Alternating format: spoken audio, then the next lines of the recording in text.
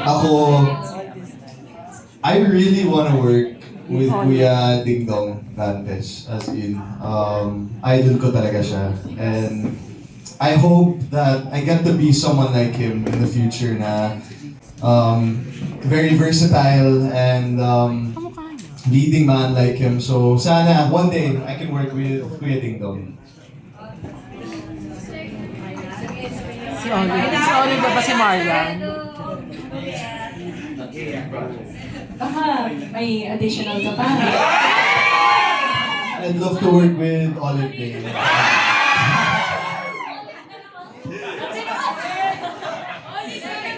Ako naman.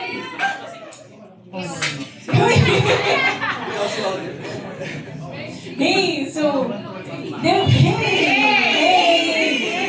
diba guys, recently nag-crossover kami with Kamao. There's this running joke sa amin sa mga Yumi girls na gusto namin mag-crossover sa ibang show pa. So we wanna try action. Personally, I would love to try action din. Kasi it's something na I don't imagine myself in, but I'm a person who wants to step out of their comfort zone. So, why not? Diba? Try natin.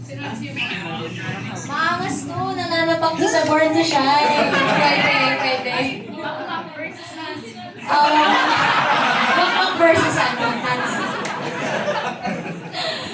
Ako naman po, I guess, honestly, pag yun yung tanong, nahihirapan ako sagutin kasi feeling ko I'm the type na I'm just open for anything na challenge talaga. But since yung Born to Shine yung mas nag-open sa akin, yung mas drama talaga, I think it's something that I want to explore more. Something na medyo parang redemption story. I think yung talagang, hindi ko alam paano i-put into words, but yung tipong life-changing na character, something like that, the drama.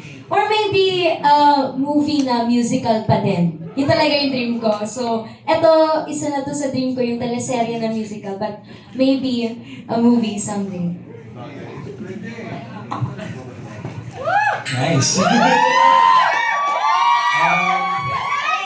Siguro po pag dream project, it's still been a dream of mine to work with my friends in the industry like sina Emilio, sina River, and siguro ayun, parang nakakatuwa lang when you work with your friends kasi parang hindi ka nagtatrabaho enjoy lang. So something like that.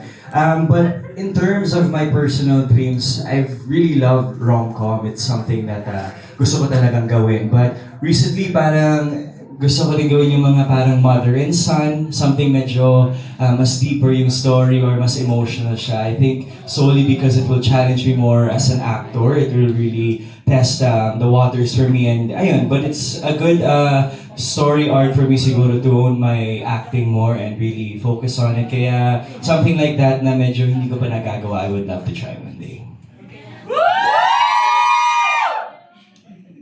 Sa akin naman po, if bigyan po ako ng opportunity, gusto kong makatrabaho siyempre si Carmel. Sino?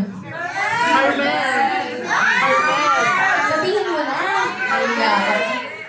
Ako na lang. Siyempre yung pinaka magaling si Sir Dennis Trillo po. Sir Dennis Trillo.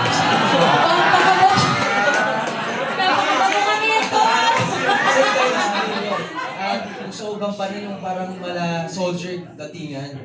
Yung parang talagang action na talaga. Akala ko may husband's lover. Antal, follow up lang doon, no? Kamusta na pala kayo ni Carmel? Meron bang mga upcoming project? Just good talaga. Nabalitaan ko, nasa Australia siya ngayon. And we're very good friends. And then talagang support talaga ako sa kanya kung saan papatunga sa music industry. And now, I'll be acting din sa boxing. And ayun, balitaan na lang kami sa... Thank you. Congratulations. Bigs.